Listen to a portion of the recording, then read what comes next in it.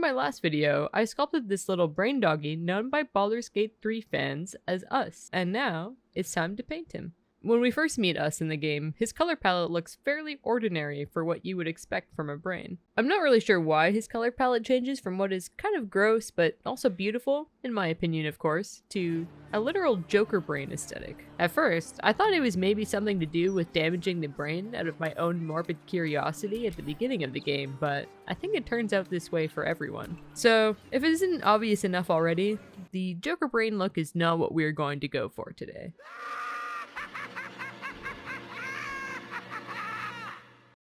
I was kind of intimidated by the start of this phase, just like I typically am before I start doing just about anything. I even dragged a friend of mine to a giant art supply store named De Ceres in Toronto to help me gain more confidence by buying different colored paints. I picked up a ton of paint by the Deco art line. Their paints are quite affordable compared to a lot of other brands I enjoy and are typically all just a basic acrylic base. Although standard acrylic paint is not my favorite kind of paint to work with. My absolute favorite paint to work with is a high fluid acrylic, but they're a little out of my price range for now, especially in this sort of quantity. Anyway, I think it's safe to say I probably bought everything I needed. And I'm definitely not overwhelmed again just pulling all these out. For sure, for sure. After all, I do have a background in painting spooky things. Here I was playing around with latex and a special gel to create boils on my hand. And then I placed some special powder on top that becomes activated by water, causing it to bubble up and add that extra layer of beautiful yuck to the look I created. It's a trick that works well for things like mimicking acid being thrown onto skin. Back then, I was pretty proud of a lot of the work I did, and prided myself of the realism I was able to achieve in my paint jobs and work in general, so what the heck. Even though the medium has slightly changed, I know what I want things to look like, and I have the determination to get there. So, let's do this.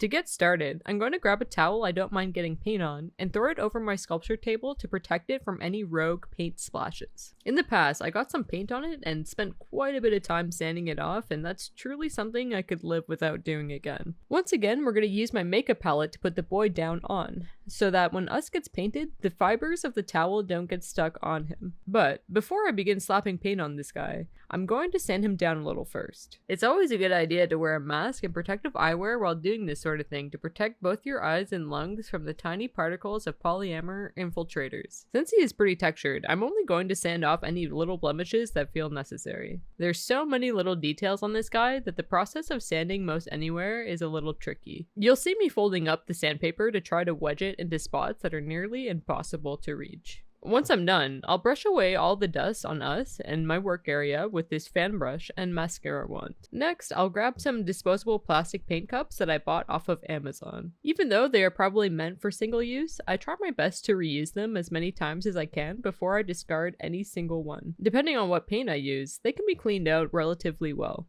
For our first layer of paint, I'll be using an acrylic alcohol ink based paint. This kind of paint is also very well suited for using with an airbrush gun. But I don't currently have an airbrush amp. It's another thing that is quite costly and that maybe down the line I will own one day. So everything I've ever painted sculpture-wise has been done by my hand and a paintbrush. It is very translucent in nature, and the color of it can be thinned out with water or isopropyl alcohol, which I generally like to have in its own cup alongside any paint I use. For the paint itself, I'll only use a tiny amount in a cup, as this paint evaporates very quickly due to its alcohol base. Using this type of paint can be tricky to use at times, as it can sometimes have a mind of its own and be a little organic in that sort of way, but I really do enjoy using alcohol ink paints. I'll apply the red paint throughout the crevices of the brain wrinkles. When I dip my brush into the alcohol, it is to first try to knock out some of the pigment of the color if I find it's a little too strong for my liking. I'll continue dipping my brush in the alcohol until I get the intensity of color I'm looking for, as well as to reactivate what has already been painted and dried onto the sculpture. By doing so, I can pull the color around and blend the paint out in a way I like. I want the paint to be more opaque and intense in the deepest parts of the crevices and fade out onto the sides of the wrinkles. I also want some areas to be deeper and darker than others. I never want things to look perfectly uniform. This will help give more depth and realism to the brain. I'll repeat this process until the wrinkles have had their deepest parts painted. When looking at my reference of Us, I sort of noticed this yellow undertone in the pink flesh of the wrinkles, so I grab another alcohol ink based paint in yellow, thin it out with alcohol, and very lightly apply it over some wrinkles. As soon as this color has been laid down, I'm fretting a bit in my mind. I worry that I've made a bad decision as the yellow came out a little stronger than I was hoping for. I try to lessen the color of it as much as I can, sometimes using my fingers to try to physically help to lift some of the color off. It looks weird for now to me, but I try to tell myself that it's not ruined yet. Even though I've been using these sort of paints for about 2 years now, I don't really consider myself an expert at it by all means. I hope that it's interesting to see just how often that sort of thing can happen. I always try to tell myself that if mistakes are made, I can always try my best to find a way to recover from them. This is just how we learn, I guess. And even when I think I'm right about something, I'm sure other artists out there might think I'm totally wrong. But am I wrong though? If it looks good in the end? Who knows? I am personally of the mind that whatever works, works. It's what I was always taught. And I'm not really a fan of anyone putting anyone else down for whatever methods they choose to use. You're supposed to be looking at me and you're supposed to be saying, he did that wrong. You're supposed to be judging what you like and what your preference is and what it is that you're going to do on your sculpture. Then, I'm going to grab out one of my new acrylic base paints in this deep, sort of bloody looking red. I'll attempt to thin out the paint a bit with alcohol, even though it can sometimes create a bad reaction with this kind of paint. It doesn't work quite as well with this type of paint since it is thicker, but when done sparingly, you can force it to work for you in a similar manner to the alcohol ink based paint. You'll see that I poured too much alcohol here, so I pour the majority of what came out into the cup that I've been dipping my paintbrush in while working. I'll then mix up the alcohol and paint together, and begin to go over just some crevices in a similar technique as the first layer of red paint to create even more depth. Now that the inners of the brain are thoroughly painted, I'm going to grab a few of the pink shades of paint I picked up and mix a blush and bubblegum-like tone together to begin painting the wrinkles of us. Just like the other red acrylic paint, I will also use just a touch of alcohol to thin out the custom mix a little. I'll begin painting the top of the wrinkles, and then use some alcohol to blend the color outward, as well as tone the pigment down a little. I discovered that the antenna of us is still quite flexible, so I will gently move it out of my way from time to time as needed. Now that one half of the brain has been painted over, let's do the same to the other half so that us can look a little less like he is infected with some sort of zombie status. I'll flip him over from time to check if any little spots are missing the attention that us deserves. This little guy is well loved, and I would never want to neglect any part of him for a moment. If you've been truly observant,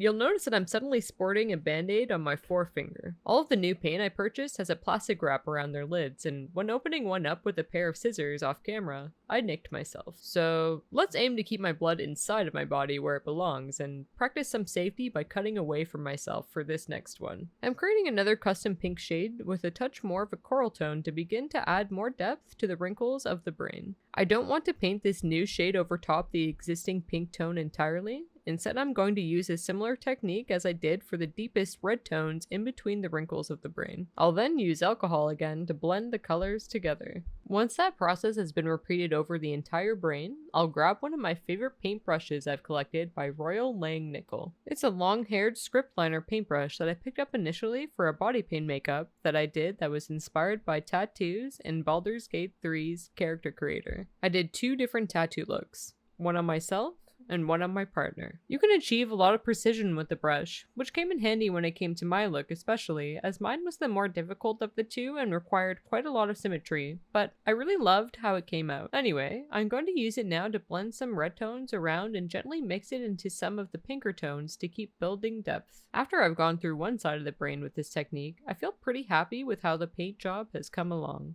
Once I repeat the process on the other side, there won't be too much else to add, and I can always go back and add minor adjustments of brightening up some areas and darkening others if I want. Now that the brain is looking pretty good, let's mix up a color for the veins. I'll be using my favorite golden branded high fluid acrylic paint for this step. In the reference, I thought the tone of the veins definitely had some purple in it, so I grabbed a basic purple shade and some red to create a deep magenta toned red shade. You can probably tell by the red bottle that it has been used more than once in the past. This shade of red was my best friend when I was painting my Gloomhand sculpture from the Tears of the Kingdom in the past. I used a hefty amount of it back then, along with a golden black paint.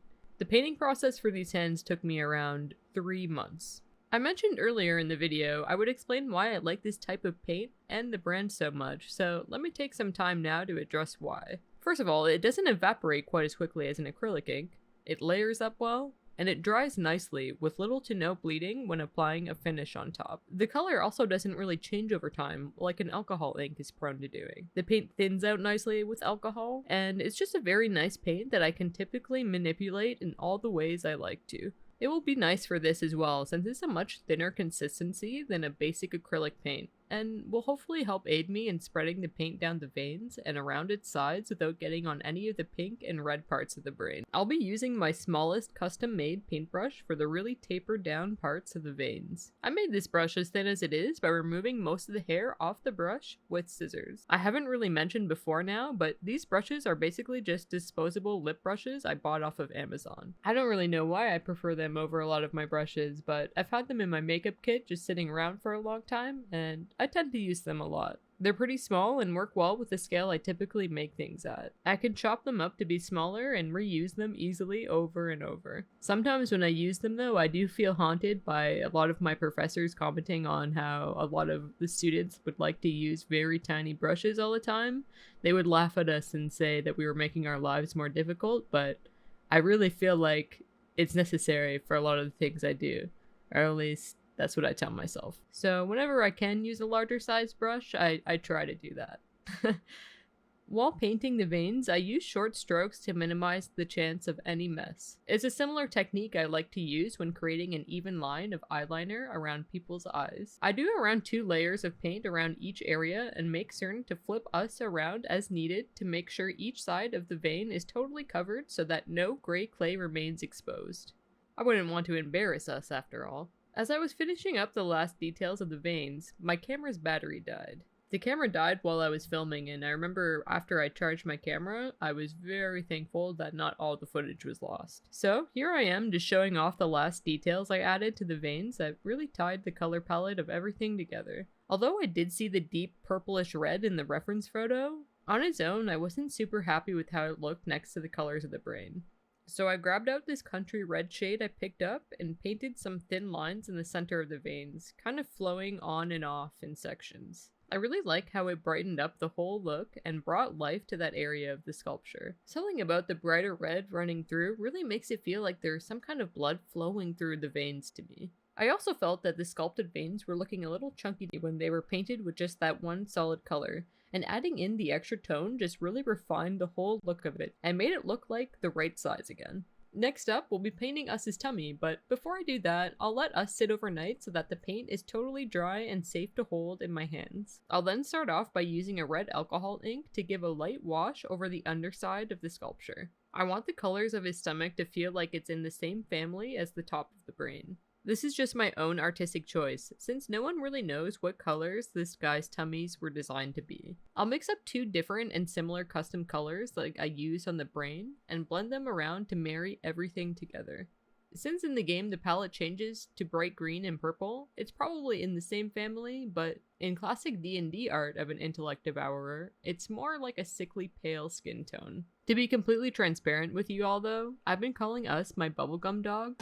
Afraid of the bubblegum dog. Thanks to one of MGMT's newest songs off their album, so keeping the tummy in the bubblegum world just feels right. Then I'll go back to my transparently toned red and try to sink the color into the sculpted line details on Us's tummy sacks, since they got lost in the shades of pink a little. I'll add a little of the tone onto the flat pink section as well, just because it felt like it needed it a touch. I'll do one more layer going over the tummy sack lines, and voila, Us's tummy is all done. Next up, it's time to paint the spine spikes of the brain dog. When looking at the reference, it looked as though the very base of each spike has a fleshy-like root that blends into the bone. So I'll begin by laying down some of my red alcohol ink at the bottom of each spine. Then I'll take this light mocha colored paint that I bought that reminded me of a warm, aged looking white that seemed perfectly suitable for some bones. For once, the thickness and opaque nature of this acrylic paint will be perfectly suited for this part of the sculpture. This time there will be no thinning it out with alcohol. Each spike I'll paint about halfway down, leaving a space between the red color, and then I'll take some alcohol and pull the red ink into the warm bone white color to create a soft blend between the 2 colors. The last detail I'd like to add to the back spine is adding just a touch of brown into the warm white paint to make the bones look even more aged. As soon as I placed down some of the brown paint, however, I worried that it was too much, and even just trying to blend it into the white paint wasn't as simple as I was hoping it would be. I'm pretty sure that by the time I worked the brown into the white well enough, little traces of it remain. But hey, maybe there's a small bit of it left in there that does look cool. Either way, I got it back to a nice looking place. Before I move on to the next area, I pick up us and do some 360s to make sure that they are totally covered in paint properly from all its angles. My legs is grey as this thing, excuse me. It's time to finally move on to painting the little legs of this guy. But before we do that, I want to show you a little trick I like to use whenever I wish I could use an eraser on my paint job. For example, after all the battles with red and pink paint the brain dog has endured so far, there happened to be a little bloodshed onto his legs where I'd prefer it not to be. So let's clean up these battle wounds. To remove it, I'll just simply grab some sandpaper and lightly sand the paint off the surface of his legs. Now that it's all done, I'll grab some of this blue-violet ink to paint as a base layer and undertone of Us's legs. In the photo I'm referencing of Us, the legs look like an otherworldly pale flesh tone with some purple veining underneath. The whole look is fairly translucent looking. It's giving Gollum from Lord of the Rings or some Dark Lord Voldemort energy. While I do have a very specific idea of what I want this to look like, I'm a little worried about getting there, and I want to share some clips of me attempting to figure it out with this first leg.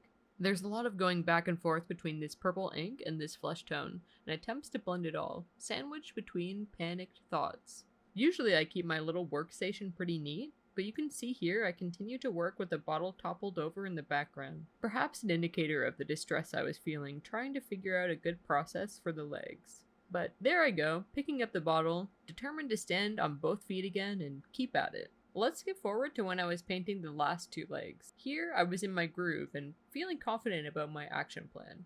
There's a lot less going back and forth. I lay down some purple paint, my mixed up custom colored flesh tone, and then I dip back into the purple tone and begin contouring his little muscles and shapes lightly. I also weave some purple paint and flesh tones between some of the texture I sculpted on the hands to help bring the texture back forward. This is very similar to what I did with the little guy's tummy sacks. I'll leave his nails unpainted for now, so that we have an extra dramatic looking finale. I'm sure Us himself would choose such a theatrical exit if he could. So let's move on to painting the tendrils. If you thought I seemed stressed about painting those legs earlier, just wait until you see how I handled painting these tendrils. In the reference, I thought the tendrils looked to be around the same fleshy colored family as the legs, with some additional purple as well as green vein tones added into the mix in a sort of on and off again ring pattern. So that was the plan in the beginning. Lay down some purple paint as a base, as well as a touch of green. Then, add in some of that flesh tone in between and try to keep it looking almost translucent if I could. Except, very early on into this process, there was something that I just was not liking about it. The ringed veins were giving me Beetlejuice worm energy, and frankly, those vibes were just feeling off to me. I thought, I can redeem this though. Perhaps it's just the ringed effect I really don't like. So I began trying to create a more mottled, webbing-like balance of these colors instead. But that was reminding me very much of these painted walls from a music studio I used to teach at, where the walls were painted blue, and then another shade of blue was pressed onto it with a sponge. Truly a look from what feels like a lifetime ago to me, and not exactly what I wanted to see and be transported to when looking at Us. So, in my distress, I stared at my references and noticed one of them had dramatically darker lighting, and it had exactly the answer I was looking for. In this darker image, you can see that the tendrils appear to be a pretty similar color to the brain itself. Once I saw that, I knew what I needed to do to fix this, and honestly, I felt pretty excited and confident about this new direction. It was not just the way I painted the tendrils, it was the color choice in general. It just didn't have that kind of contrast and beauty that Us deserved in these floaty little whiskers of his. So I turned my camera off for a moment and spent some time mixing a new custom color for the base of the tendrils. I kept it in the pink family, but I wanted it to be different than any of the colors I used on the brain itself, so I created a pretty nice looking tone with plenty of coral pink, kind of resembling a salmon. It took a bit of time creating this color, and I didn't want to have to try to create it again, so once it was made, I went to work laying it down across all the tendrils as quickly as I could. Another issue with acrylic paint is that the more time it spends exposed to the air, the more it begins to harden into a plastic-like form, so this is why I wanted to work as quickly as possible with it. And once all the tendrils were covered, I was very confident in pulling out a coral shaded alcohol ink and slathering it over top my base tone. I also knew I didn't want to tone the ink down with alcohol at all. Something about alcohol inks at their most pigmented can be very wet looking, and I was really loving how appropriate it felt for these little whisker tendrils. Honestly, it looks so much better this way to me. The level of satisfaction I got from making this change was absolutely one of my favorite moments painting us. Also, wow, remember the beginning of this video when I showed off the ridiculous amount of paint I went out to buy? I think I literally ended up having a use for every single shade. Satisfaction level plus another one. And even more exciting yet, all we have left to do now is paint a nice shiny black coat of high fluid acrylic nail polish paint onto his nails. It's a little nerve-wracking painting the nails next to such a light and complicated custom tone. Here I use a technique I learned for painting nails professionally in college, where you load up your brush, start in the bottom center of the nail, and push your brush down toward the cuticle, letting the brush fan out to the shape of your nail to get a clean look. Once the nail polish is neatly covered and applied around the cuticle, then you paint down the rest of the nail, and make sure to cover the sides as close to the skin as is possible. With a human, you can pull the skin back, but since we don't really have that option with us, I'll do as best as I can. Something about the black nails and purplish legs is giving me serious goth girl pet vibes. Like, it feels like I want to gift wrap it for Shadowheart. You thought of me. Thank you. It's beautiful. I'll find a place of honor for it in camp. Now that the black nails are added, I'm feeling super pleased with how Us is looking. We are getting super close to finishing Us. Now that he's been totally painted, I'll put him aside overnight and make sure the paint has adequate time to dry. Everyone in my life who knows me IRL keeps saying to me, "You're going to give him a gloss varnish, right?" And yes, I am, everyone. It is only right, I think, for him to go in that direction, even though I really do love a nice, soft-looking matte finish on painted sculptures. So thanks to the polyamor clay community, I was able to shortcut many trial and error situations with varnish that many artists have gone through while trying to find a finish that works well with this type of clay. There are many out there that just don't work well with polyamor clay. Some will cure, but remain sticky to the touch, and that is truly a tragedy for anyone that it's ever happened to. As far as I know, the only type of glossy varnish that I trust is a water-based polyurethane gloss varnish. I ordered this one off Amazon, but they can also be found in your typical home hardware store. If you have an airbrush, it can be super ideal to use for applying varnish to your sculpture, but like I mentioned earlier, I only have an airbrush gun and not a machine that generates the air for it, so instead I have to apply it with a brush and be very careful in my application. I will only do one coat at a time, and keep the layer very light,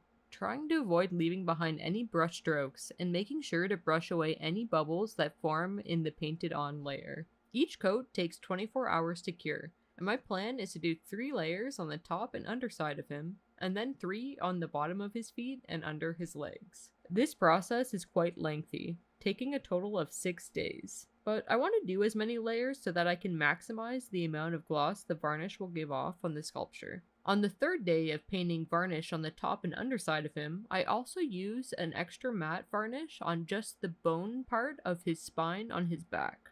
By the time I'm ready to paint the varnish onto the bottom of his feet, I am suddenly aware that I have to try to figure out how to let Us cure without his foot pads resting on the floor, since I can't exactly put him on his side or back like I would with most of my sculptures. So I grabbed a lighter and balanced Us's tummy sacks on it for those last 3 days. A little precarious, but it worked. Here you can see that all this time between every night I worked on Us, and during the varnish stage, I would place Us under this large bowl from my kitchen to protect him from getting any dust particles on him. This is especially super important during the varnish phase.